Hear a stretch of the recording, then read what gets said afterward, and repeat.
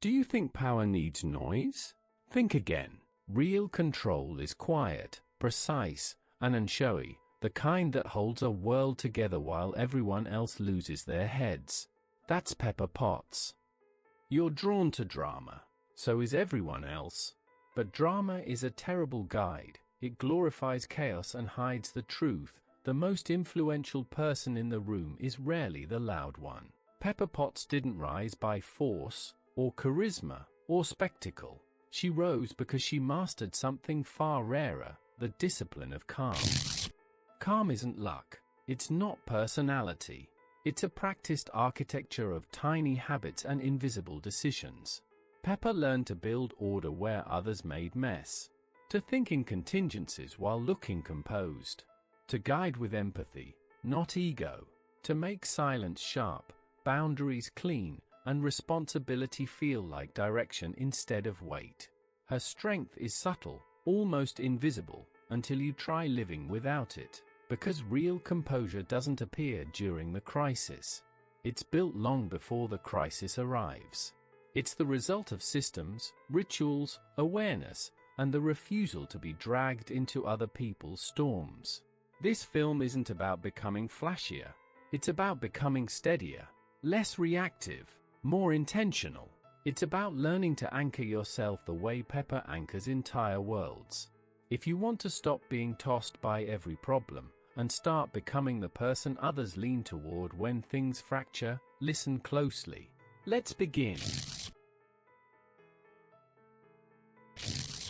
Calm doesn't appear by accident, it's engineered. Pepper Potts doesn't start her day reacting to the world, she starts by shaping it. The first minutes of her morning are small, predictable, almost boring, and that's exactly why they work. Tiny rituals become psychological anchors. They tell the mind, we are in control. Your job is to build the same foundation. Begin with what's guaranteed, the first 3 minutes. One action that grounds you physically, making the bed, opening the window, touching a pen and writing one priority. The task doesn't matter, the signal does. Repetition builds stability, stability builds clarity, and clarity kills panic before it grows. Pepper excels because she front-loads order. Before demands appear, she has already chosen what deserves her attention. Adopt that. Choose one non-negotiable objective before checking your phone. Pressure feels smaller when you've already established direction. Boundaries form the second anchor. Pepper's calm isn't softness, it's structure. She doesn't let every request become her emergency. You don't need dramatic refusals. Quiet delays are enough. I'll address this in an hour. Small lines protect large focus. Finally, reset mid-morning. Pepper constantly updates her internal map, not emotionally, but strategically. Take a brief moment to check if your priority still stands or needs adjusting. This prevents spirals and keeps you steering instead of reacting. Your practice: pick 3 micro rituals. Repeat them every morning for a week. Don't complicate them. Don't expand them. Just anchor the start of your day with intention. Do this, and you stop being tossed by whatever arrives. You become the steady point around which the rest of the day organizes itself. Calm isn't the absence of fear, it's the absence of surprise. Pepper Potts moves through chaos with quiet precision because she's already imagined the moment before it arrives. Not obsessively, just enough to soften uncertainty's impact. Before you enter any situation, a meeting, a hard conversation, a crowded day, run a quick mental scan: best outcome, likely outcome, potential problem. 3 scenarios, 20 seconds. Your mind settles when it knows the outer boundaries. Pepper's strength isn't predicting the future but preparing for its shape. She rehearses tiny pivots so that, when pressure hits, she isn't scrambling, she's selecting. And you can do the same. When plans shift or someone raises the temperature in the room, you're not shocked, you're simply adjusting. The key is restraint. 3 possibilities, not 30. Preparation sharpens clarity, overthinking blurs it. The goal is readiness, not rumination. Your practice: before anything that matters today, pause briefly and run the 3 outcomes. Best, likely, problematic. Then walk in knowing you've already made space for whatever comes. Composure isn't pretending everything is fine, it's choosing when and where to feel what you feel. Pepper Potts understands this better than almost anyone. In public she is steady, contained, unreadable when needed. In private she allows herself the full spectrum of emotion. That separation is not repression, it's strategy.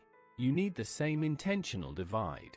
When pressure hits, your first instinct is often to broadcast it, in your face, your tone, your posture. But expression shapes response. If you let every emotion spill outward, you give the situation more power than it deserves. Pepper doesn't fake calm, she protects space for clarity. A neutral face buys her time. A measured tone keeps the room from escalating. Small signals shape the entire interaction. This isn't about hiding your humanity. It's about not surrendering your judgment. By keeping your outward expression steady, you create a buffer, a moment where you can think before reacting. That pause is where better decisions are born. And when the moment is over, that's when you process. Privately, deliberately. Pepper feels deeply, but she never lets emotions collide with responsibility. You shouldn't either. Go somewhere quiet. Reflect, journal, unpack the tension. Emotions are meant to be handled, not leaked. Your practice: the next time stress rises, don't rush a response. Keep your face still for 3 seconds. Breathe once. Let your expression catch up to your intention, not your fear. Control the surface, claim the moment, and handle the emotion once you're safely off stage.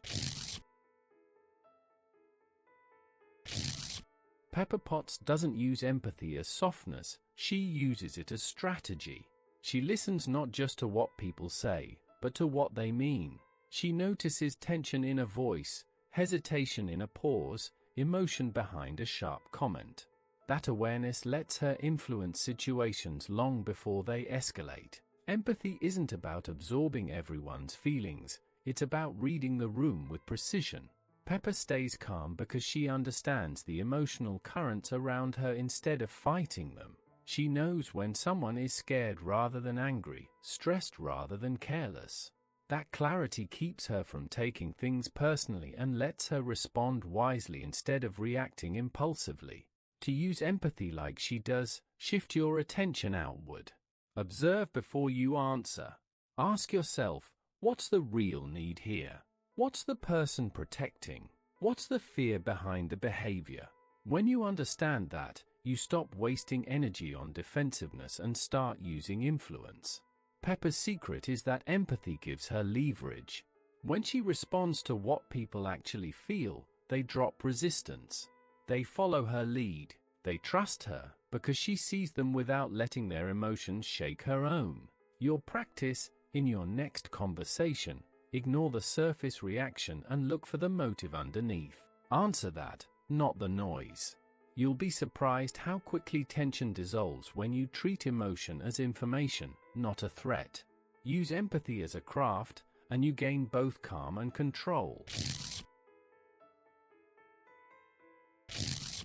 Pepper Potts doesn't rely on volume or intimidation to control a space. She commands it through presence. How she moves, where she stands, what she notices first, every detail reinforces authority before a word is spoken. Command isn't aggression, it's positioning, awareness, and timing. Start with positioning.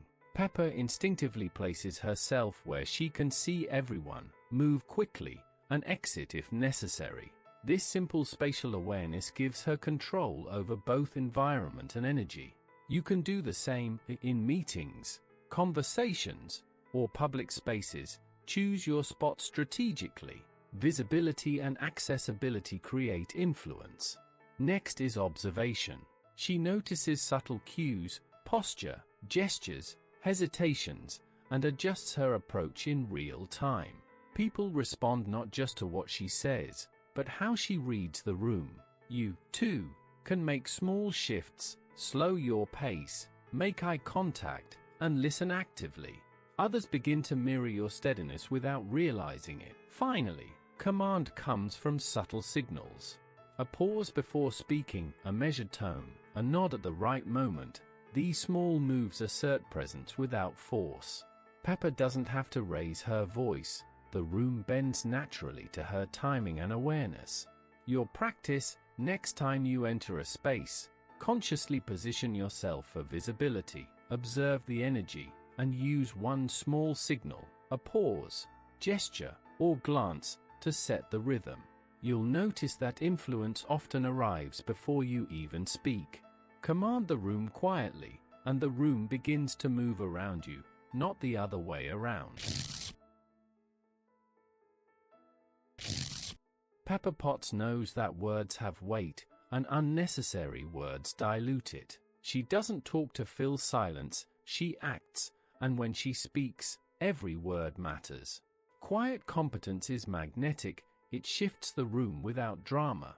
Start by noticing your own speech. Do you react immediately, explain everything, justify yourself? Pepper avoids that.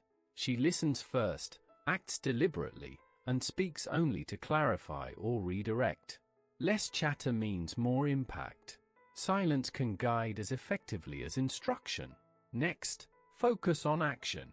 Let results speak where possible. When Pepper needs something done, she organizes, signals, and follows through, rarely over-explaining. People respond to the tangible more than the theoretical. By prioritizing doing over talking, she maintains both authority and calm. Finally, reserve words for leverage. A short, precise statement at the right moment can redirect tension, confirm priorities, or stabilize chaos. Your voice becomes strategic, not reactive. Your practice: in your next interaction, aim to speak only when it moves the situation forward. Let observation and action carry the rest. Over time, you'll find your presence stronger, your decisions clearer, and your influence far greater, simply by saying less and doing more. Pepper Potts wields humor like a scalpel, not a hammer.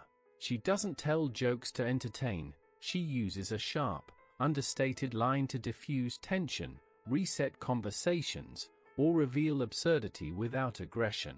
Humor, when measured, is a tool for control. Start by observing the mood. When stress rises, people brace or clash. Pepper notices the tiny cracks, the strained expression, a rushed gesture, and inserts a subtle comment that reframes the situation. Not to mock, not to dominate, but to shift energy. That brief moment of shared amusement lowers defenses, allowing reason to return. Keep it minimal. One sentence, one turn of phrase. Too much humor undermines authority, too little misses the moment. The goal is a small pause in tension, a recalibration of focus, a reminder that panic isn't mandatory. Practice: in your next stressful interaction, make one dry, calm observation that lightly punctures tension, a literal or situational irony, delivered with a steady tone. Notice how quickly it changes dynamics, clears air, and gives you subtle influence over the space. Master this, and humor becomes a silent ally, a way to control without confrontation, to steady others while remaining unshaken yourself. Pepper Potts doesn't rely on memory alone. She keeps an invisible ledger in her mind, tracking loyalty, obligations, and priorities. This isn't about judgment or grudges, it's about clarity. Knowing who depends on what, and what matters most, allows her to make fast, confident decisions without hesitation. Start by observing patterns. Who delivers on promises? Who needs guidance? What actions require your attention first? Pepper weighs these factors silently, letting them guide choices rather than reacting to urgency or drama. This mental accounting prevents small crises from hijacking focus. Next, Make decisions aligned with your ledger. A yes or the no isn't arbitrary, it reflects the weight of responsibility and the stakes involved. By consistently acting according to this internal map, you preserve energy for what truly matters and reinforce reliability. Practice. Pick a single daily interaction, a colleague, friend, or team member, and note mentally what they've earned or need. Let that guide how you respond. Over time, this internal ledger creates a natural authority. You act decisively because you know the true value of each choice, and others begin to trust your judgment without question. Keep the ledger, and your decisions become faster, steadier, and more strategically precise, the hallmark of someone who is calm under pressure. Pepper Potts doesn't lose herself when things go wrong. She trusts the systems she understands. Whether it's technology, procedures, or people, she relies on knowledge and structure rather than emotion. Panic has no foothold when preparation is solid. Start by knowing your tools. Pepper knows where files are, how machines work, and what her team can handle. That confidence comes not from luck, but from deliberate familiarity. The more you understand your environment, the less uncertainty can shake you. Next, rely on routines. Systems are anchors. Checklists, processes, and verified methods reduce decision fatigue. When chaos hits, following a trusted procedure replaces frantic reaction with measured action. This is why Pepper rarely seems rushed. She's acting from structure, not impulse. Practice. Pick one area of responsibility, work, home, or personal projects, and map its system. Understand the steps, anticipate common problems, and rehearse responses. When stress arises, follow the system first, emotion second. Trust in what works, and panic loses its power.